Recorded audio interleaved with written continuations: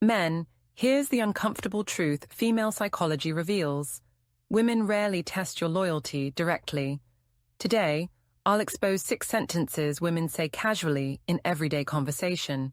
But they're secretly testing how much boundary breaking you're willing to accept before you finally push back. Before we dive in, hit subscribe, smash that like button, and hit the hype by dropping a comment if you've ever heard a phrase that didn't sound right but you brushed it off anyway. Your story could help another man see through the game before it's too late. Sentence 1. We're just friends, stop being so insecure. This represents the classic awareness test that countless men fail without even realizing they're being tested. She's actively normalizing another man's presence in her life, his constant texting, their private conversations, their one-on-one time together, while simultaneously shaming you for daring to question it. The combination is deliberate. Acceptance of the relationship plus guilt for questioning it equals complete freedom for her to continue without interference. Female psychology reveals this is a boundary test designed to measure exactly how much you'll tolerate. If you accept this excuse without further questioning, if you back down when she calls you insecure, she learns a critical lesson. She can deepen that connection, increase the frequency of contact, escalate the intimacy of their interactions, all without facing real consequences from you. Your silence or acceptance becomes permission for escalation. Here's what matters. A woman with absolutely nothing to hide would reassure you when you express concern. She'd understand your feelings, offer transparency about the friendship, perhaps even suggest you all spend time together so you can see the dynamic is genuinely platonic. She wouldn't attack your character, question your confidence, or make you feel guilty for having normal relationship boundaries. The attack itself is the tell that something inappropriate is happening. Sentence 2. I could never cheat.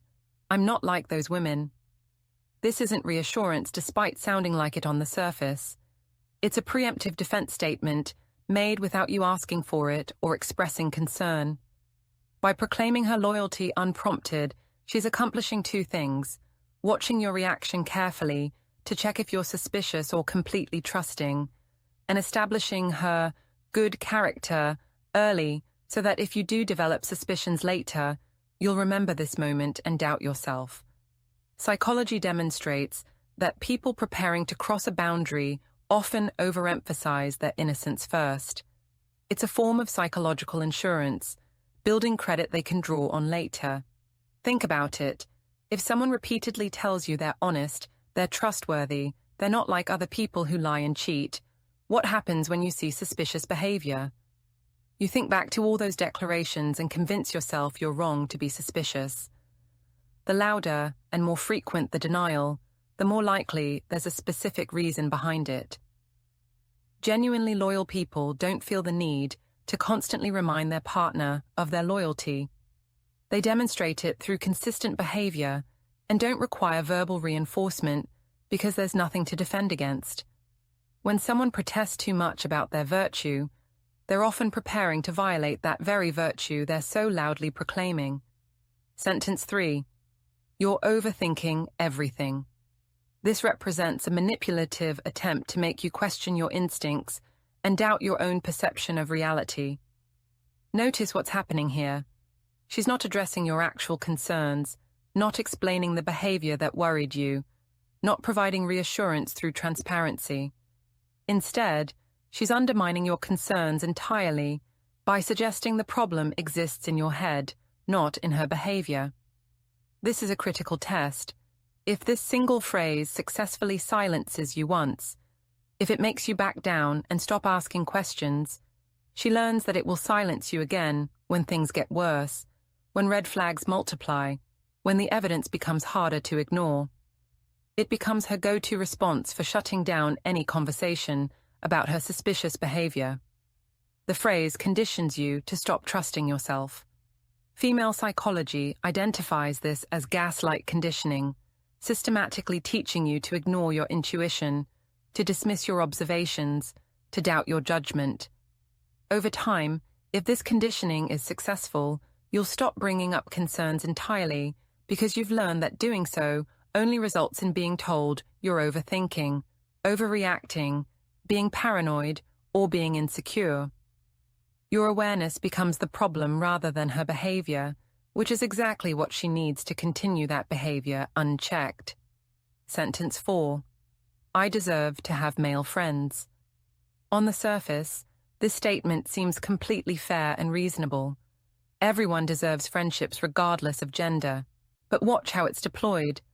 It's often used to justify specific male relationships that you've expressed discomfort about, not as a general statement about friendship philosophy.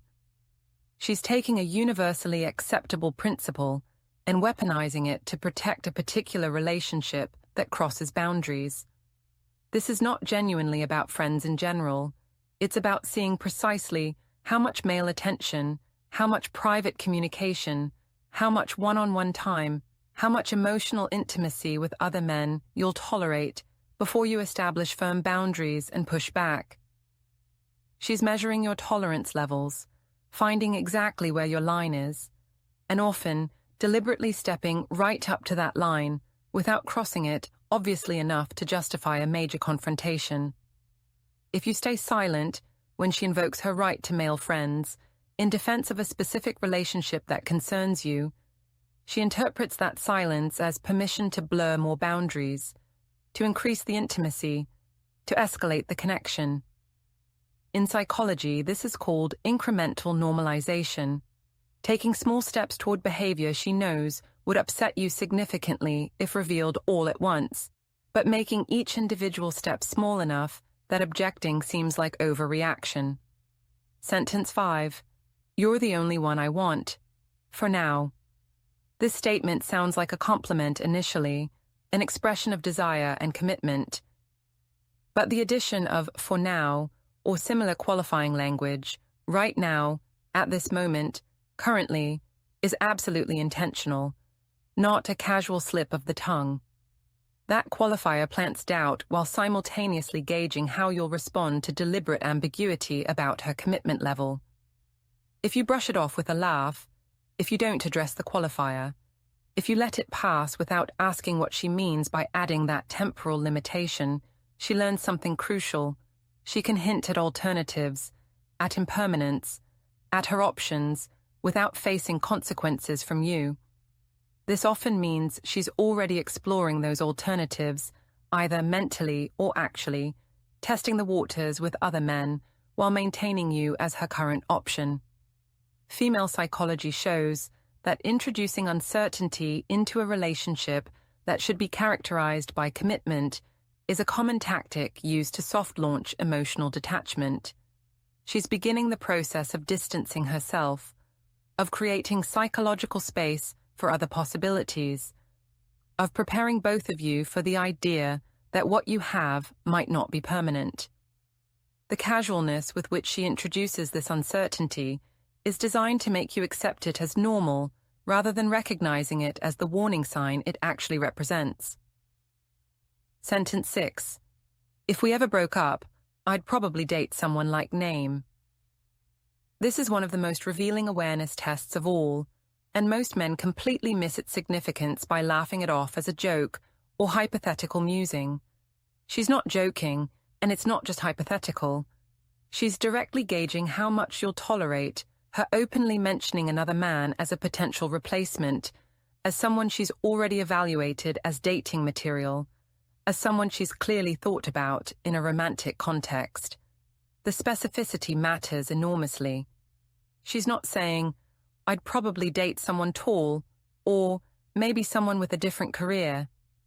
She's naming a specific person, which means she's already considered this person as a viable option.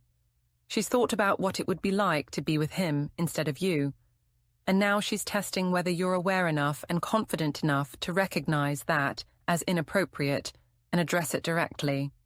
If you laugh it off or ignore it completely, if you treat it as meaningless girl talk or innocent speculation, she takes it as definitive proof that you're not a threat to her plans. You've demonstrated that you won't stop her, won't confront her, won't establish boundaries, even when she blatantly discusses replacing you with a man she can specifically name. This gives her enormous freedom to move forward with emotional detachment and likely physical action while still technically being in a relationship with you. Psychology calls this future pacing, subtly preparing herself and simultaneously preparing you for the idea of someone else being in your position. She's acclimating you to the concept, testing if you'll object, and if you don't, she's learned that the path forward with this other person faces no real obstacle from you because you've proven you won't recognize or respond to even obvious warning signs. We're just friends. Stop being so insecure. I could never cheat. I'm not like those women. You're overthinking everything. I deserve to have male friends. You're the only one I want, for now. If we ever broke up, I'd probably date someone like name. These sentences sound casual, even innocent when delivered in the moment, but each one is a sophisticated test of your awareness, your boundaries, and your willingness to accept betrayal disguised as normal relationship dynamics.